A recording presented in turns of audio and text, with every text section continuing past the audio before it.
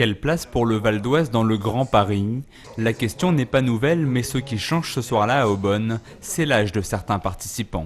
Un peu partout dans la salle, des profils rajeunis font leur apparition. Attentifs et intéressés, ils sont eux aussi sensibles à l'avenir de leur département.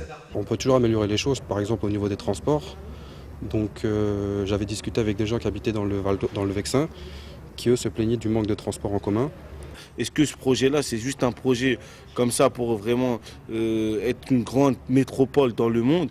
Ou est-ce que ça va vraiment créer de l'emploi, ça va créer du logement, ça va améliorer les transports dans notre quotidien? Âgés de 18 à 25 ans, ces jeunes vivent, étudient et travaillent dans les 6 territoires du Val d'Oise. Un panel représentatif donc qui s'est immergé pendant 2 jours sur les problématiques liées au projet du Grand Paris.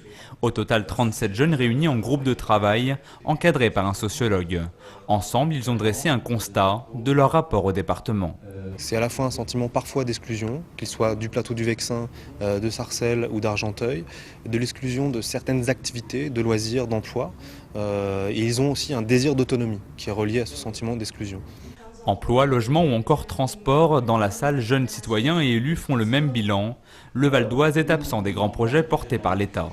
Au-delà de la prise de parole d'un soir, le Conseil général espère faire de ces jeunes les acteurs de demain et ceux dès aujourd'hui. Il va falloir maintenant dire à ces jeunes qu'il y a un débat public qui est organisé notamment au niveau des transports avec la double boucle et l'Arc Express qui vont devoir aller se coltiner à ça, savoir ce qu'est un débat public, porter des propositions au-delà de cette salle.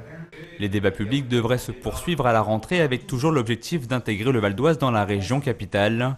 Un projet à très long terme, les premières réalisations ne sont pas attendues avant 2018 pour un bouclage de l'ensemble prévu vers l'horizon 2024.